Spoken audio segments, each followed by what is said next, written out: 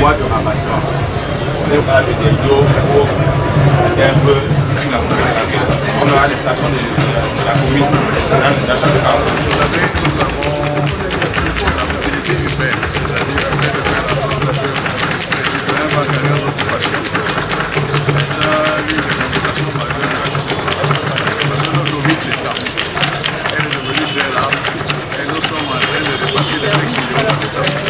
Lorsque vous-même vous observez, vous voyez que la mobilité est de plus en plus difficile. C'est-à-dire le temps moyen de déplacement au lieu de l'exigence vers l'objectif de l'année. Il est au minimum 50 minutes. Dans notre portable. Donc la ville de Douala a donc un plan de mobilité soutenable. Qui est un plan qui intègre toutes les modalités de transport. C'est-à-dire la marche à pied, la marche à vélo, le transport par taxi. Mais nous pouvons aussi ajouter le transport de marche et maintenant aussi le transport par le feu. Parce que nous sommes en train. Et ce plan-là, il faut donc qu'on le mette en œuvre.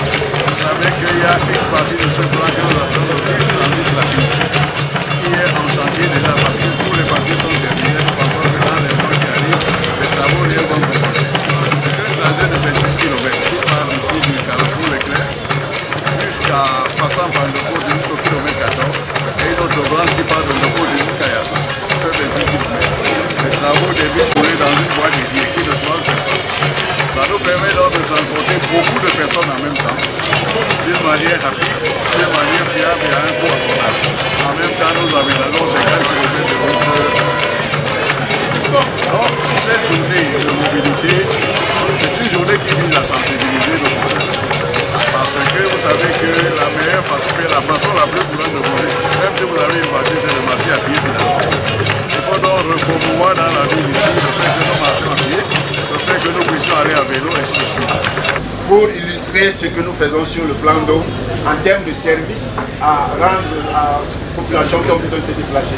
C'est pour pouvoir accompagner la population. Nous voulons rendre un peu beaucoup plus ouvert notre sollicitude. L'environnement, des packs environnementales. Donc on va être présent tout au long de l'événement pour répondre à toutes les questions que Oui, plan d'eau, parce que d'abord, c'est original, c'est un concept qui nous est propre et nous avons également pour ambition de sortir de la clandestinité au transport urbain interurbain du Cameroun. D'accord, donc c'est Spiro, le leader en Afrique dans la mobilité électrique. Ils sont présents déjà dans 8 pays avec un peu plus de 30 motos électriques, 100% électriques vendus à travers l'Afrique. Et aujourd'hui, sur le Cameroun, nous proposons ce modèle, un modèle qui est 100% électrique, donc pas d'émission de gaz à effet de serre, des motos complètement silencieuses. Soyez chaleureusement accueillis dans notre espace d'expertise dédié à la révolution des mobilités douanières. Acteurs et fédérateurs du secteur logistique national. Nous vivons l'arrivée solennelle des autorités administratives qui font leur entrée ici même au site qui abrite la 4e édition du Koundé Enfants Sonores. Ce sera peut-être l'occasion de donner la petite témoigne naturellement de l'intérêt. Je peux donc d'ici apercevoir l'arrivée de Tony.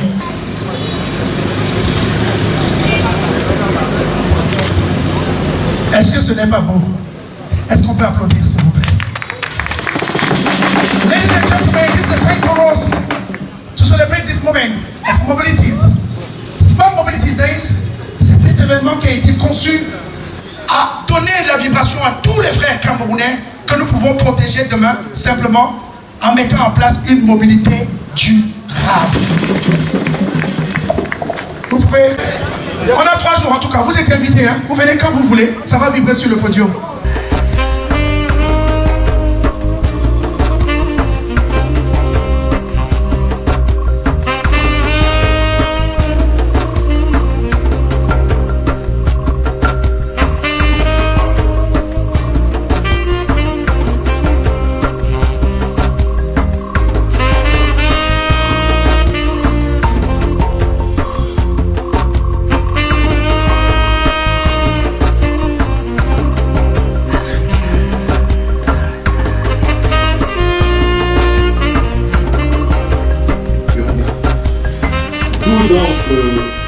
À ce phénomène.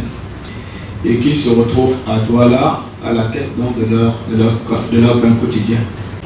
Si ce n'était pas les conditions de travail qui pouvaient les amener, ils travaillent sous la pluie, ils travaillent sous le soleil, et c'est des conditions qui ne facilitent pas toujours le corps à travailler avec une certaine sérénité. Donc le maire de la ville avait dit la première action que vous deviez mener, c'était d'aménager des aires de certaine lisibilité à cette activité. Et le parallèle ou le corollaire donc, de cet aménagement dans les aires de stationnement, c'était donc, grâce à cette action, nous pouvions désengorger les carrefours des grandes artères de la ville, des carrefours qui sont des carrefours critiques, parce que vous savez que ces mototaximens ne choisissent que les carrefours pour leur stationnement, ce qui bloque complètement ou empêche la circulation d'avancer. La circulation dans les carrefours des grandes artères de la ville de Douala. 4 sites pilotes avaient été sélectionnés pour être aménagés. Voilà les 2 sites. Sur les 4 sites, 2 ont été aménagés. C'est que nous avons construit ces sites, mais malheureusement, ces abris ne sont pas abrités. Ce n'est qu'en temps de pluie qu'on voit les mototaximens y aller. Ils continuent toujours à occuper les carrefours. Ce qui fait que ces acteurs de terrain ne jouent vraiment pas le jeu pour permettre cette action d'être beaucoup plus lisible.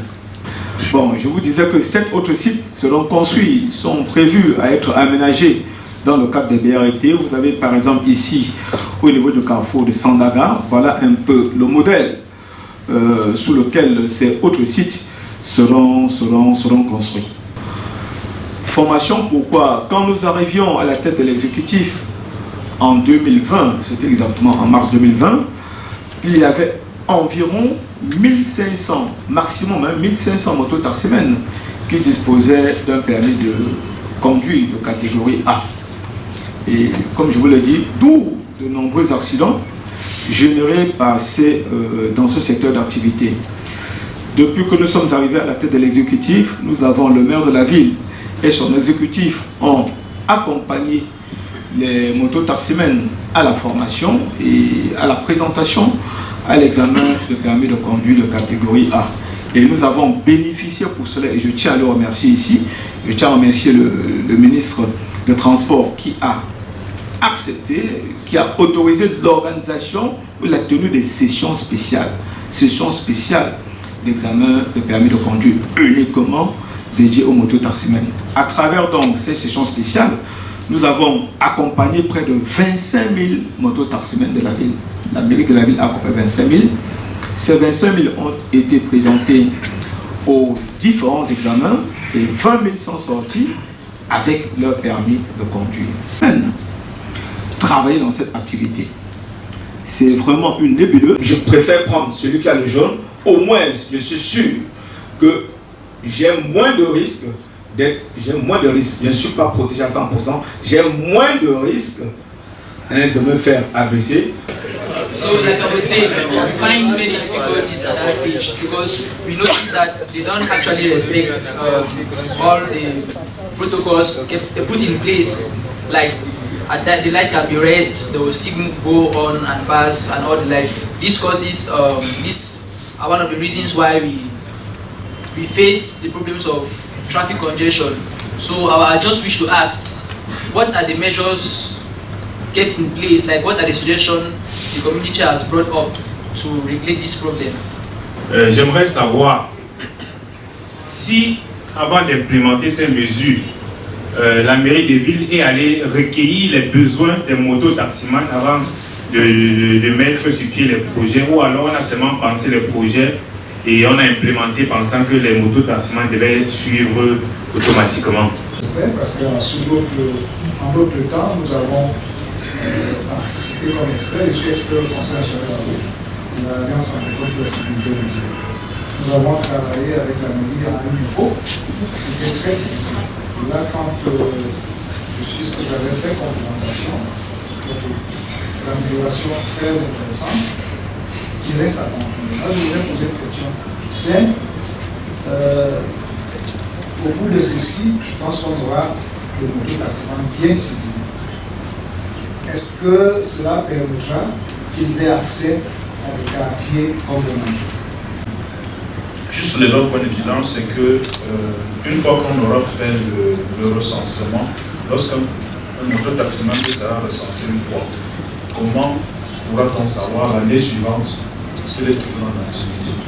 J'aimerais savoir comment maintenant identifier un mototaximan durant la nuit. Durant la nuit, parce que vous savez, l'éclairage urbain dans notre belle cité n'est pas office. On peut dire ça comme ça. Donc comment identifier un mototaximan qui arrive vers nous durant la nuit? Ce secteur de transport par mototaxi, mais c'est un secteur qui était hyper sensible, un secteur qui a été cajolé par le chef de l'État. Vous voyez qu'on ne s'attaque pas à ces gens qui ont une notion de gouvernement, une notion de chef de l'État, n'importe comment. Donc nous avons décidé d'aller step by step, c'est-à-dire que vraiment on va doucement.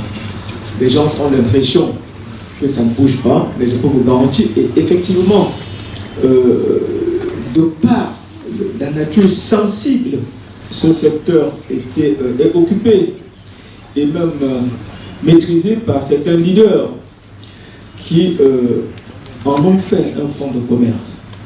Et les bouger, je peux vous garantir que ce n'est pas une chose facile. Mais notre objectif est d'arriver à structurer ou à restructurer ce secteur. Le jour, à partir du moment où tous les mototaximens se feront enrôler et seront dans la plateforme numérique, je pense que ça sera beaucoup plus facile. Parce que l'un des objectifs pour nous, c'est d'éliminer, c'est de sortir de cette activité. Je n'ai pas voulu le dire. Tous ceux qui ne sont pas éligibles, il faut les sortir. Si tout le monde joue le jeu et aborde sa chasuble, il va de fait que tous ceux qui n'auront pas de chasuble pendant l'exercice de cette activité seront hors la loi. On les fera à distance et on pourra les mettre hors de l'activité en toute sérénité. Mais rassurez-vous, notre objectif est à terme de restructurer ce secteur et faire en sorte que les mototaximens rentrent dans le droit chemin. Et c'est là, je profite donc pour rebondir à la question 4 de mon frère expert qui posait la question s'ils auront enfin la possibilité de travailler dans le nord. À titre personnel, c'est ma façon de voir. À titre personnel, si tous les mototaximens ils payent leur impôt libératoire, ils sont bien identifiés, on ne voit plus pourquoi on les empêcherait d'entrer dans ces zones interdites. Mais il faudra que nous fassions un plaidoyer, Madame le préfet, Madame le représentant du préfet, Madame le représentant du gouverneur, c'est un arrêté protectoire. Donc il faudra faire. Et là, je vous dis, je m'engage personnellement et soutenu par le maire David à faire un plaidoyer auprès de l'autorité pour dire voilà, tout est rentré dans l'ordre, il n'y a plus de raison que ces gens-là soient interdits dans certaines zones de la ville. Il est dans les dispositifs réglementaires, hein, les motos doivent être peintes en jaune. Les motos doivent être peintes en jaune. Mais comme je vous ai dit, on est dans un secteur où les mototaximens voient que vivant de cette activité parce qu'il y en a, ils ont beaucoup d'argent. Ils se font toujours pauvres. Et si on imposait tout au même moment, ils trouveraient là un moyen pour ne rien faire, pour tout bloquer. On a dit, on commence, on les identifie, et après, petit à petit, on va monter. Il y avait même le casque. On voulait même leur imposer le casque. Donc il y a tout ça qui est prévu, mais une fois que c'est un secteur très sensible, il faut aller avec beaucoup de diplomatie, beaucoup de pédagogie, mais surtout aussi beaucoup de fermeté. Que nous mettons toutes ces informations à votre disposition pour que vous sachiez qu'ils sont déjà habillés d'une certaine façon. Et maintenant, nous les citoyens, on doit se dire, on ne prend plus la moto qui n'est pas habillée. Et forcément, ça va forcer les autres. Nous les citoyens, on dit, il faut dégager le carrefour. La moto au carrefour, on ne prendra plus. Et donc, les forces de police nous accompagnent. Et maintenant, il faut en faire un métier. Un métier, ça veut dire que si je suis journaliste, j'ai une carte de journaliste reconnue par un certain nombre d'espèces, je suis architecte, ainsi de suite. Pour le moment, ce n'est pas encore un métier. Et donc, nous, on lance, il faut donc que toutes les autres forces sociales tous les entrepreneurs des motos comprennent que ça doit être des entreprises où le gars a sa carte et puis progressivement on va y aller. Donc moi je pense que le résultat est probant. Tu vois, on a fait le même lycée, mais pas à la même époque. Il est perspicace et je crois qu'il a la patience de continuer. L'eau en béton, en quinconce, sur une certaine distance, sur les différentes voies qui mènent à Carrefour. Et les mototaximens ne pourront pas se mettre assez au deux. Parce qu'il n'y aura pas un moyen de mettre les motos. Les bétons peuvent passer, mais comme ils ne pourront pas mettre les motos. Et si ces lots en béton sont solidement enfoncés, ça va les permettre de dégager le carrefour qui est souvent sous ce niveau de la motorisation. Quant au feu, vous pouvez aller à l'IUT et demander aux jeunes enfants de concevoir des S rétractables, unidirectionnels. Il suffit qu'on mette ça sur la voie et on connecte ça au feu. Dès que le feu est rouge, ces S là se soulèvent et la moto ne peut plus passer. Ça va les obliger. Parce que tant que vous pouvez tout simplement les éduquer et ils ne sont pas prêts à être éduqués, il faut utiliser d'autres méthodes. Et je pense qu'avec les méthodes mécaniques, l'exécutif communautaire de toute la communauté urbaine, afin à l'effet de mettre en œuvre ces projets-là. C'est des projets qui sont vraiment budgétivores. C'est un clin d'œil que je fais à l'Union européenne qui est ici bien représentée dans cette salle. À la Banque mondiale, je vois l'un des experts de l'IFC dans la salle. Il y avait le responsable de l'AMC. Je veux dire que c'est ensemble qu'on va construire ce projet. Et j'ai envie de remercier tous ceux qui ont répondu et qui ont vu les efforts que la mairie de la ville fait. Je le dis pourquoi, et je remercie surtout le maire Soleil qui a mis en avant la patience, parce que il y en a comme moi qui ont été chargés d'implémenter les idées, mais uniquement parce qu'en face, ceux pour qui on met ce projet en œuvre, ceux-là ne comprennent pas et qui vous tirent dessus, je vous jure, ça peut vous décourager. Ce qui nous permet aujourd'hui, en fait, ce qui me tient moi, ce qui me pousse à vouloir avancer, c'est que depuis 2020, nous sommes des maires élus. Si j'étais un maire nommé, vous vous dites un nommé, restez chez moi, je sais qu'on va jamais me bouger là où je suis. Mais nous sommes des maires nommés et nous voulons des résultats qui soient des résultats palpables. C'est pour ça que quand nous lançons le projet, nous avons envie d'aller au fond, d'aller au bout des choses. Donc nous souhaitons, vous qui êtes ici, que vous soyez les ambassadeurs, vous qui êtes dans le public, que vous relayiez ceci auprès des usagers, auprès des populations, parce qu'il y a plein de débats.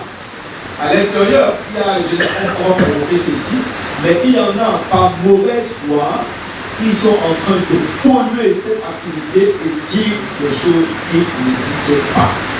Et dire des choses qui n'existent pas. Et je vous dis, vous qui êtes là, vous êtes tous un peu les ambassadeurs dans cette opération. Il n'y a pas, parce qu'à la télé, vous avez suivi pas mal de débats, et il n'y a pas eu de transactions financières entre nos partenaires et nous. Tout ce que nous avons, on a eu notre plateforme d'achèvement, on a eu les chargeurs de d'achèvement, et ces chargeurs, comme on les a eu d'achèvement, nous les donnons aussi d'achèvement au modèle d'achèvement. Il y a eu pas mal de gens qui se sont lancés pour épancher, qui avaient beaucoup d'argent. La communauté a eu beaucoup d'argent et on veut le part, il n'y a aucune part. La communauté n'a aucune part. Soyez les ambassadeurs de cela et ensemble nous pouvons gagner ce combat. Ce n'est pas facile, nous allons y aller et nous comptons sur vous pour que le bon message soit passé, pour nous encourager à aller jusqu'au bout. Merci. Dans une suggestion, moi j'appelle ça suggestion, et que j'approuve, parce que pour mettre tout ça en place, il faut une autorité régulatrice, pas régulatrice, mais organisatrice. On a vu sous d'autres cieux, je prends le cas d'un pays que j'aime bien, le Maroc, il y a ce qu'on appelle Casa Transport, qui organise tous les transports de la ville de Casablanca. Marrakech a apparemment un truc comme ça, Genève également. Donc vous voyez que ça permet à la mairie de la ville d'avoir un instrument technique qui organise cela. Est-ce que, madame le conseiller technique, professeur, vous pouvez nous donner davantage d'éléments sur comment amener cela à être en place? Ma question va sur le sens de savoir, est-ce que les BRT qu'on propose en Afrique ne sont pas une sorte d'exposition, d'exportation des technologies dépassées en Occident, ou bien qui n'ont pas place?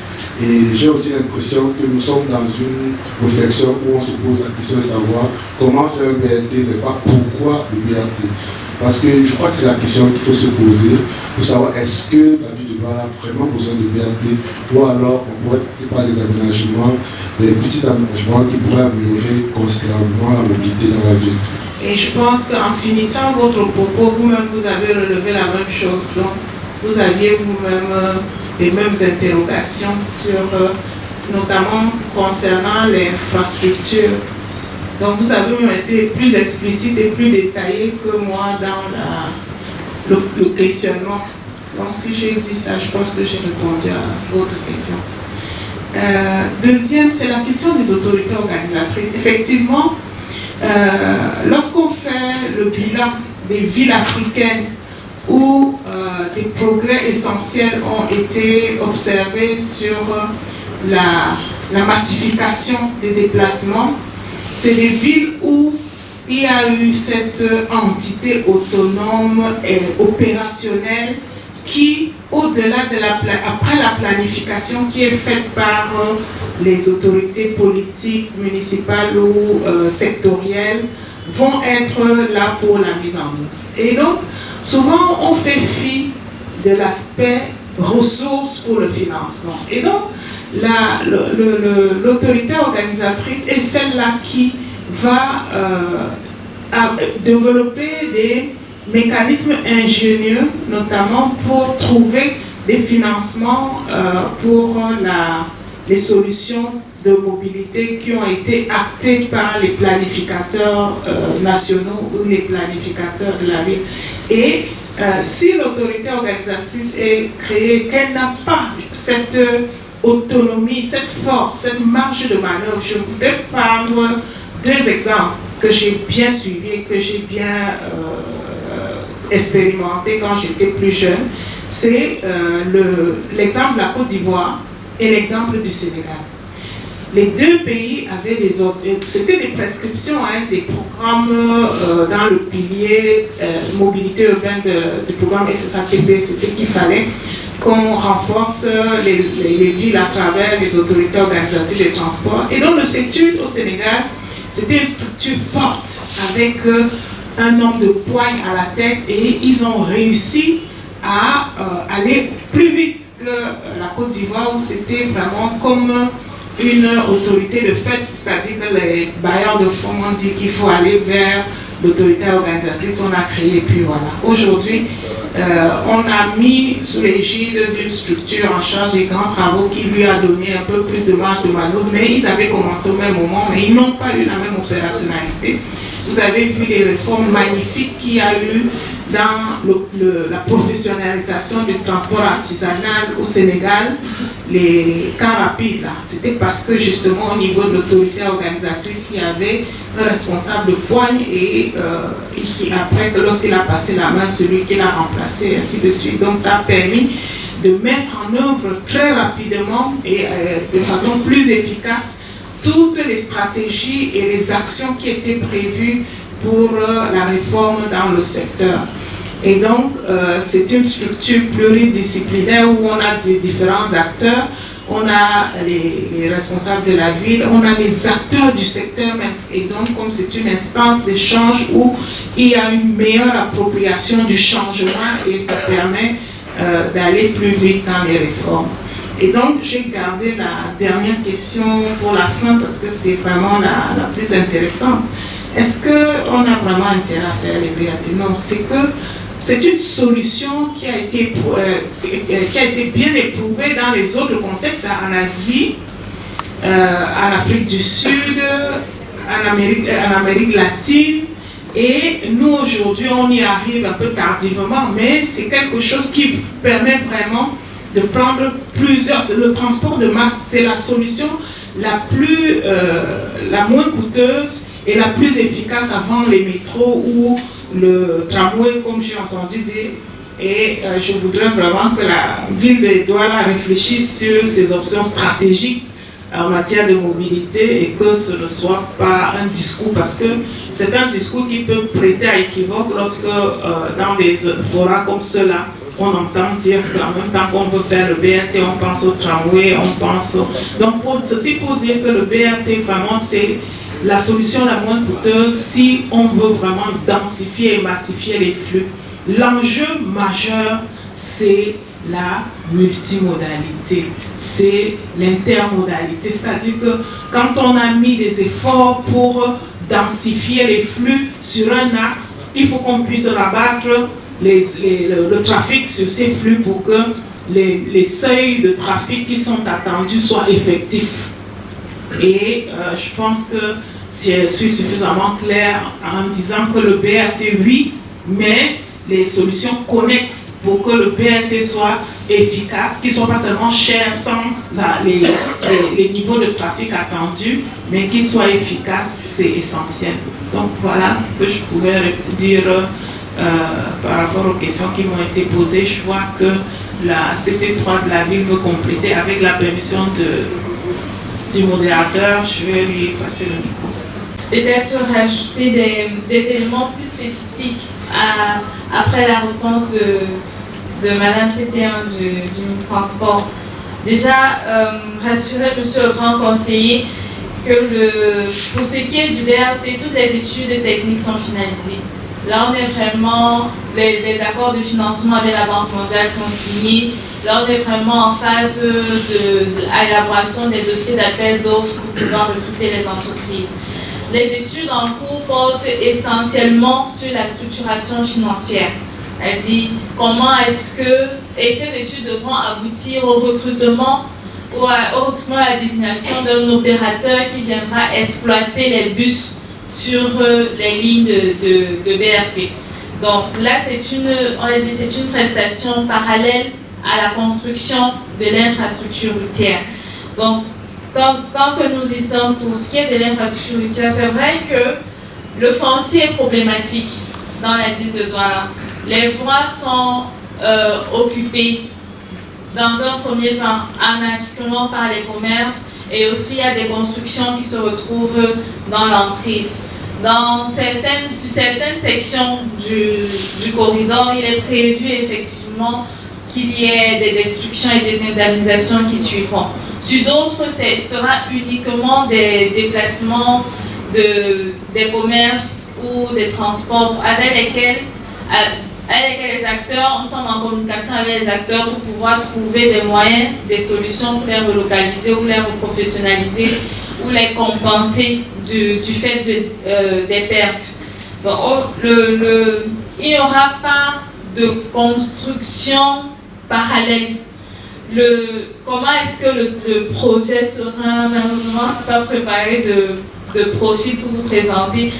Entre la section du carrefour direction des douanes jusqu'à PK14, le bus rapide transit sera sur la voie centrale.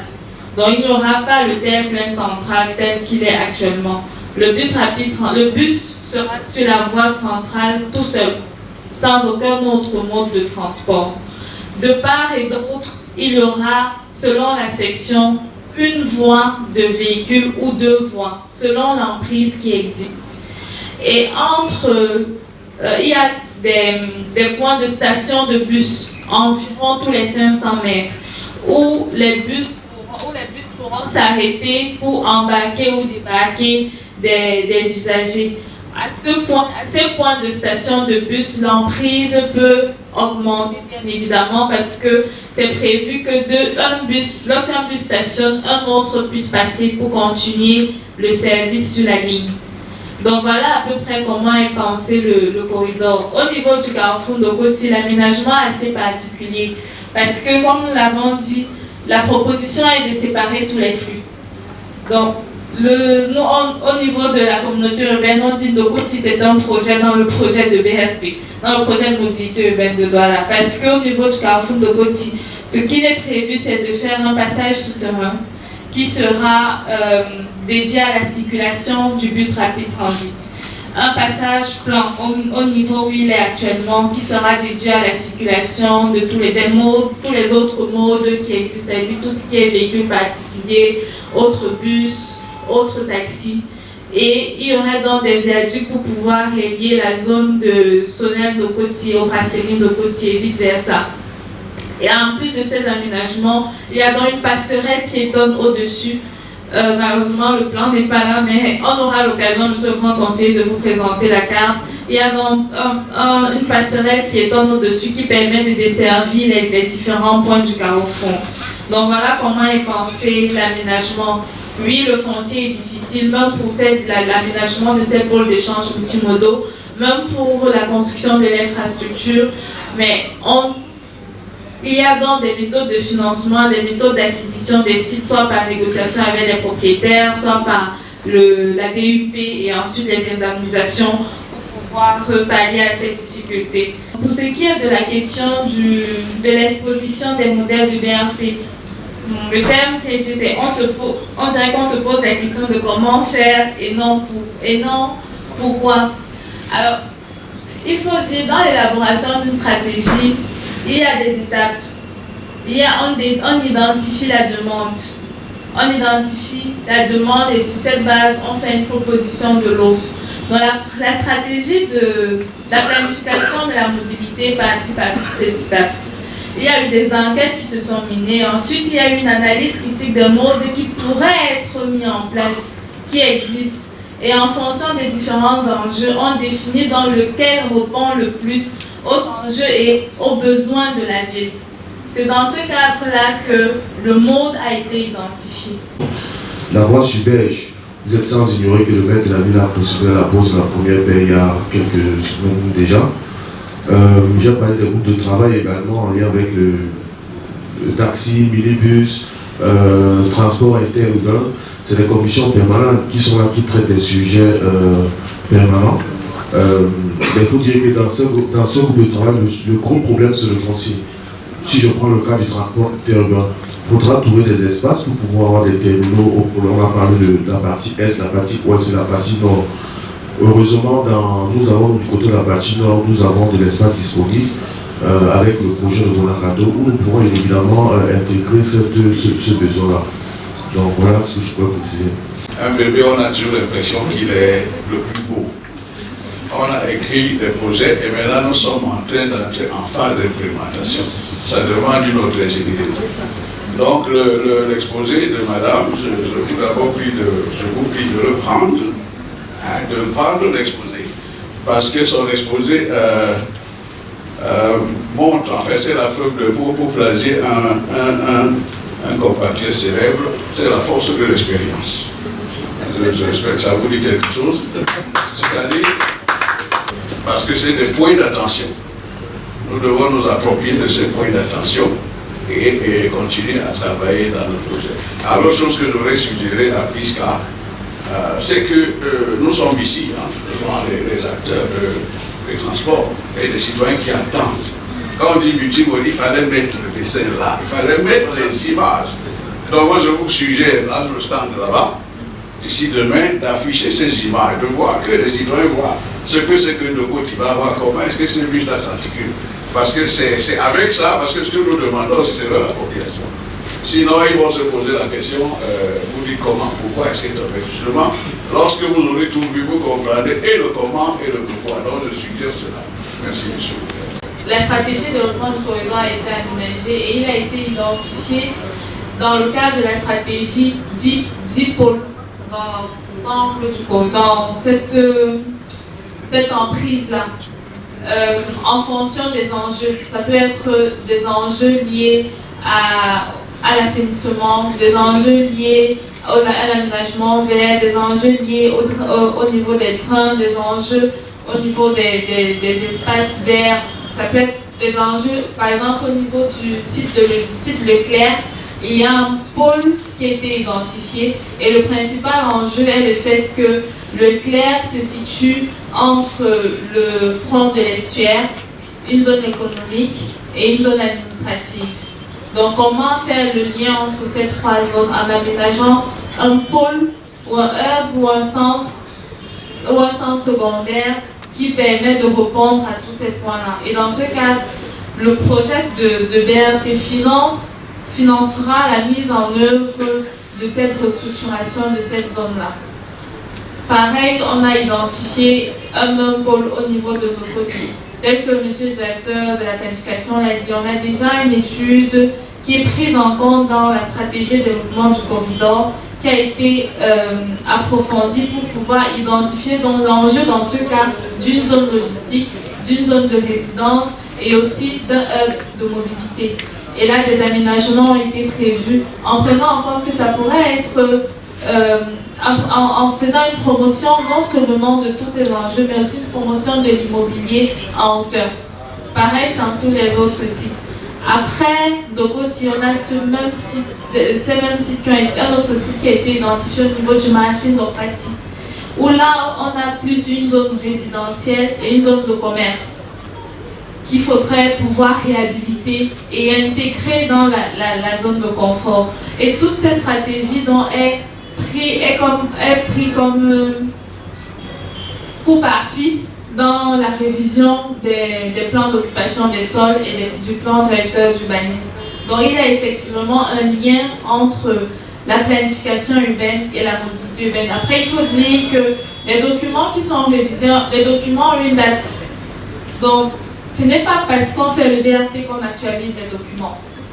Nous sommes déjà au niveau où on devrait actualiser les documents que nous avons, les documents de planification que nous avons. Donc c'est la suite logique de la planification suivant le code de l'urbanisme. Ça, monsieur le directeur pourrait peut-être mieux en parler. Je pense que c'était le seul élément. L'élément sur les voies urbaines secondaires, structurant, pardon. Il faut dire que lorsqu'on parle des voies de rabattement du corridor BRT, on pense la planification comme un tout. On s'arrête, c'est pas parce qu'on parle du BRT qu'ensuite on parle d'autres actions structurantes qu'il n'y a pas harmonisation. C'est vraiment un tout. Ces voies, si vous voyez dans les voies de rabattement, il a été identifié parmi ces voies des voies urbaines structurantes. C'est-à-dire qu'il y a une mise en cohérence. Ce n'est pas forcément parce qu'on n'en a pas parlé comme une étude à part entière que ce n'est pas pris en compte. C'est effectivement pris en compte dans nos différentes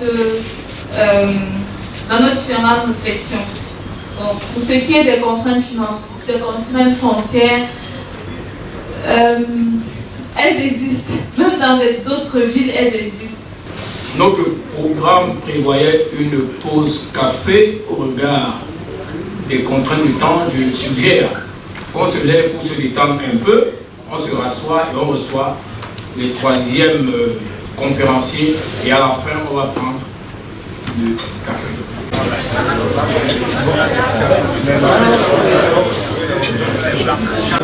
Dans quelques minutes, la troisième conférence, je vais rappeler assez rapidement le thème qui est structuration institutionnelle de la mobilité urbaine.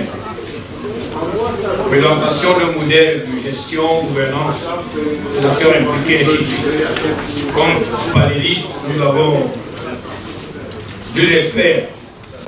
Je suis heureux de vous voir participer à ce débat qui est, de mon point de vue, plus un débat qu'une conférence.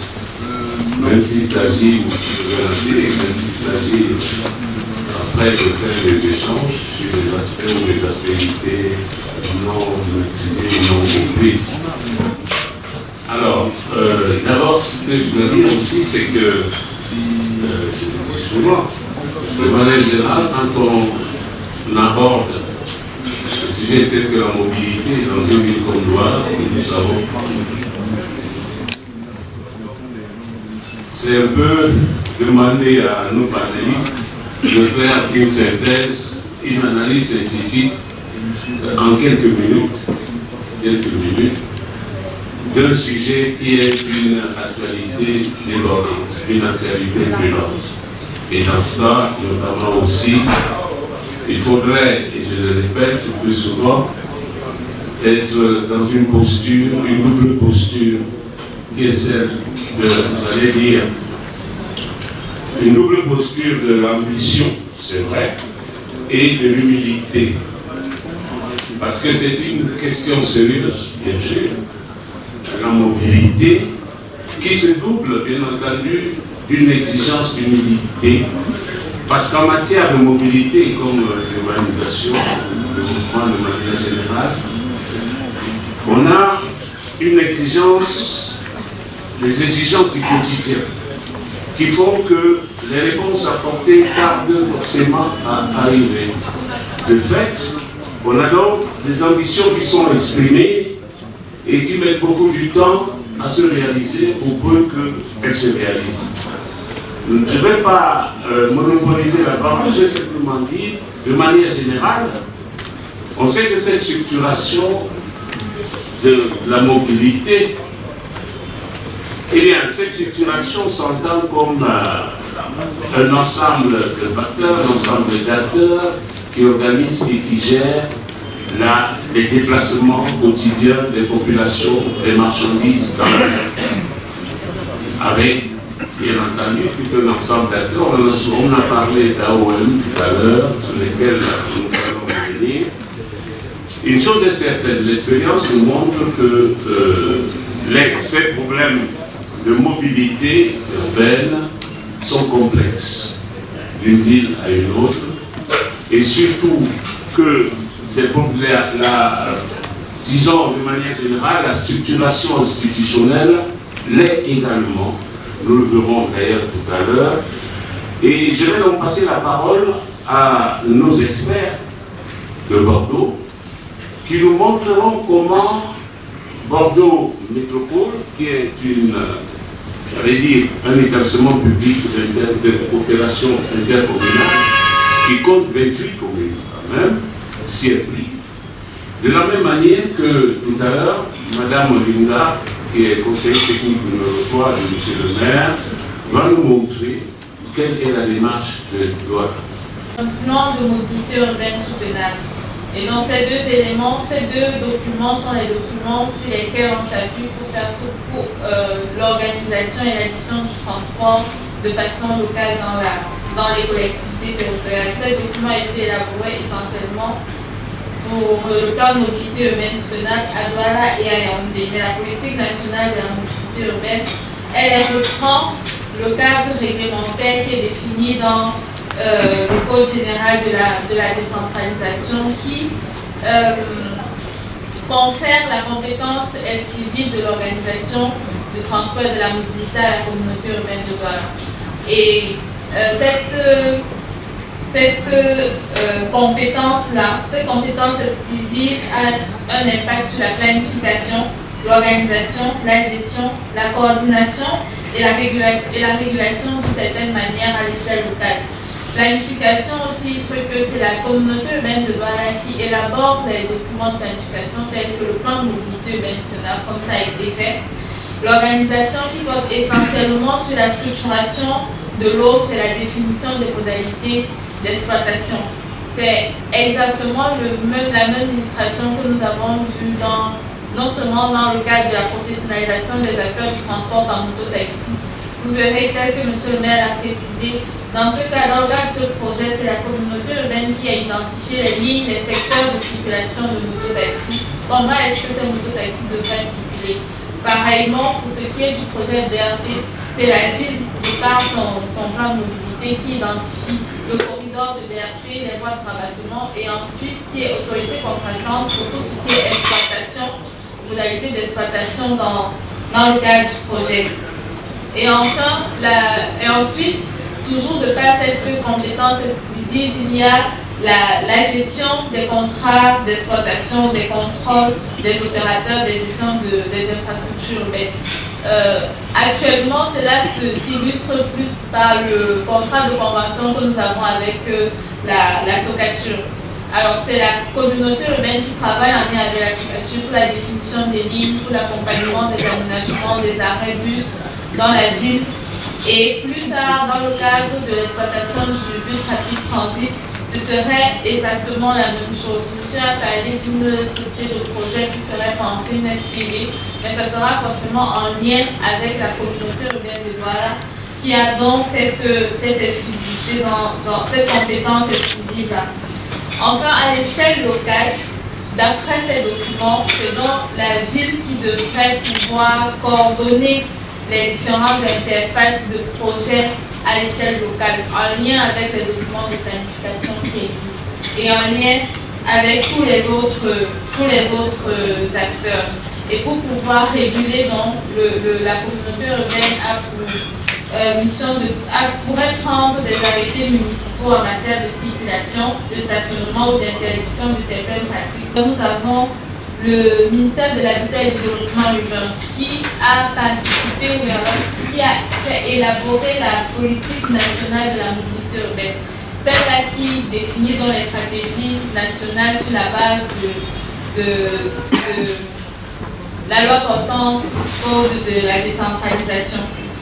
Ce cadre institutionnel étant défini, il reste à présenter néanmoins les différents enjeux et défis auxquels pourrait faire face cette architecture institutionnelle. Le premier enjeu serait la coordination entre ces acteurs.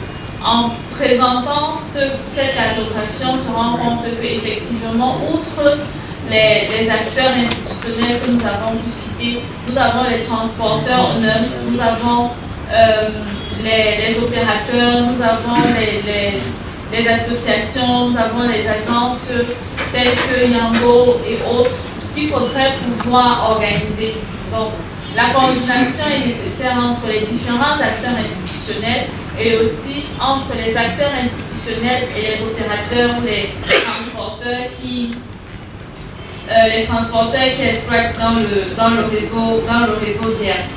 Donc là, c'est un des défis majeurs parce que si on prend l'exemple d'une voie qui traverse la ville, comme la route nationale numéro 3, où nous avons un cas palpable pour ce qui est du projet DRT et de la RN3. Aujourd'hui, la RN3 est en train d'être réhabilitée par le ministère des Transports, des Travaux publics, pardon. Par contre, c'est une voie qui avait été identifiée dans le plan de mobilité urbaine soutenable et auparavant dans le plan de directeur d'urbanisme comme une voie qui devrait pouvoir avoir un transport commun sur site propre, un transport de masse sur site propre. Donc il faudrait pouvoir relier donc, les deux fonctionnalités données à cette voie autour d'une table, tout l'enjeu de coordination entre les multiples acteurs, pouvoir faire asseoir le ministère des Travaux publics et la ville qui a compétence sur l'organisation et la gestion de la mobilité pour donner une fonction convenable à la route nationale numéro 3 qui répond à la fois à l'enjeu du transport des poids lourds sur cet axe et à l'enjeu du transport des usagers parce que effectivement c'est une voie urbaine qui divise en deux une zone urbaine. Le deuxième défi c'est l'intégration du transport informel.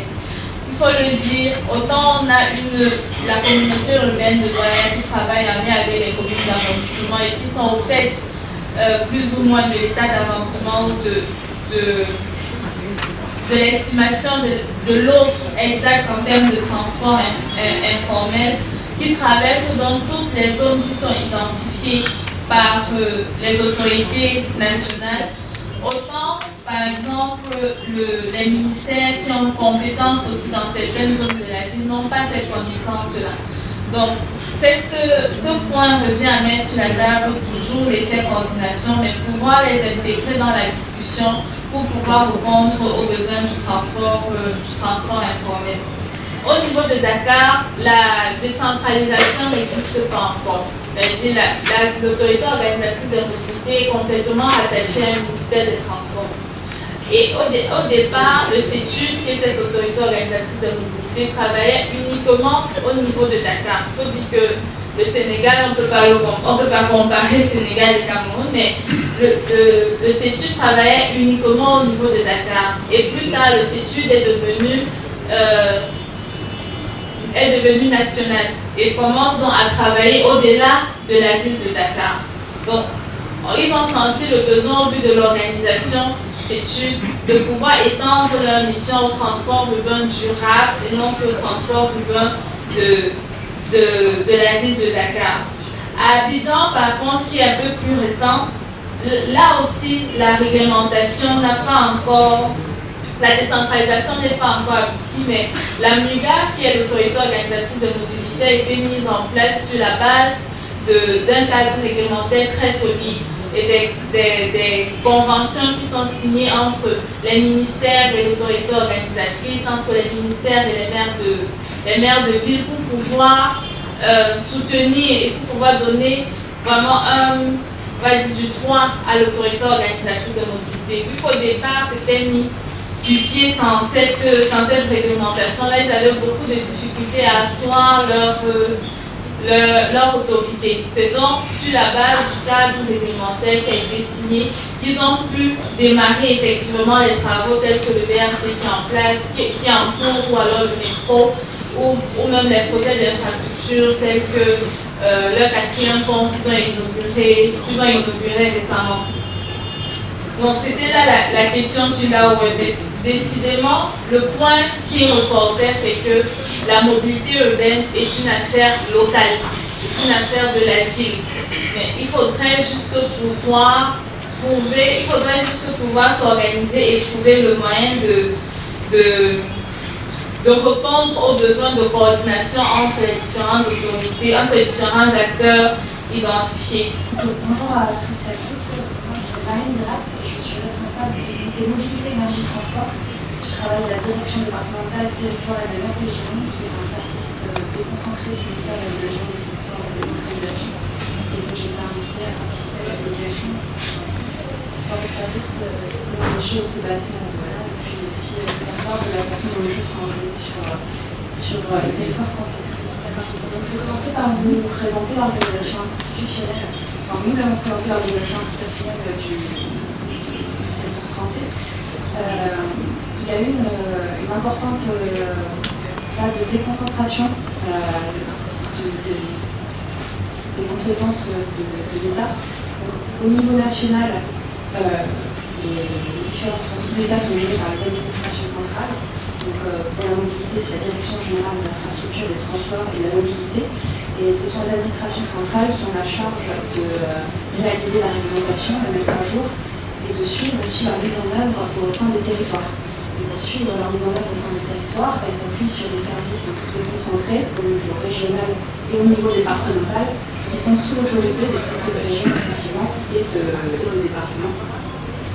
Donc au niveau sur la thématique des mobilités, au niveau régional, on retrouve les directions régionales de l'environnement et de l'aménagement du territoire, les REAL, et au niveau départemental, les directions départementales du territoire et de la mer. Donc dans ces différentes directions, tous les sujets de mobilité sont traités, mais également le sujet d'aménagement du territoire et d'environnement, parce que comme on l'a vu, aujourd'hui ce sont des sujets qui sont intrinsèquement liés. Donc le rôle de ces services déconcentrés, c'est de contrôler les actions des collectivités territoriales, de coordonner leurs actions, de financer certains projets, mais aussi d'accompagner financièrement, mais aussi d'accompagner techniquement, avec notamment un centre d'expertise qui est un service de l'État et qui est à disposition pour accompagner les collectivités territoriales sur différentes thématiques, dont la mobilité, mais ça peut être aussi les risques de l'environnement, etc. Donc cette déconcentration, elle accompagne la décentralisation. Oui, du coup en France, il y a un processus de décentralisation a débuté à partir des années 80. Les premières lois de décentralisation ont amené à la création des différentes collectivités qui ont un pouvoir législatif et réglementaire. Donc nous avons les régions, les départements et les établissements publics de coopération intercommunale sur 3 niveaux. Et donc on va retrouver la métropole qui est la collectivité donc pour la métropole, puisque c'est en fonction du nombre d'habitants qu'on définit ces EPCI. Et ces EPCI ont différentes compétences, dont en compétences obligatoires les mobilités, et doivent donc gérer et assumer cette compétence sur leur ressort territorial. La communauté urbaine de Bordeaux, historique, a été créée en 1967, a évolué au cours des années, elle compte aujourd'hui 28 communes. On appelle aujourd'hui métropole de Bordeaux depuis une nouvelle loi de décentralisation qui date de 2015, qui était la loi neutre portant sur la nouvelle organisation territoriale de la France. Et donc pour rappel, une mission principale compétence de la planification, donc l'urbanisme, la planification des mobilités et l'organisation de la mobilité sur son territoire. Population, et leur a également donné les moyens de prélever un impôt pour pouvoir financer ces projets. Néanmoins, la mise en place de services de mobilité, ça coûte plus cher, mais c'est un service public, donc l'État finance aussi, continue d'accompagner, même si les collectivités sont autonomes, mais ont cette responsabilité, continue d'accompagner les collectivités sur le financement de certains projets. Et il y a aussi un aspect qui a déjà été abordé, identifié, l'importance une multitude d'acteurs. Aujourd'hui, on vous a parlé des AOM, mais en plus des AOM, vous avez parmi les gestionnaires de voirie entre départements, l'État, les collectivités. Donc autour des mobilités, il y a tout un ensemble d'acteurs et il y a vraiment la nécessité de structurer et d'organiser la coopération entre ces acteurs pour mener à bien un projet qui soit cohérent sur le territoire et aussi optimiser les dépenses publiques.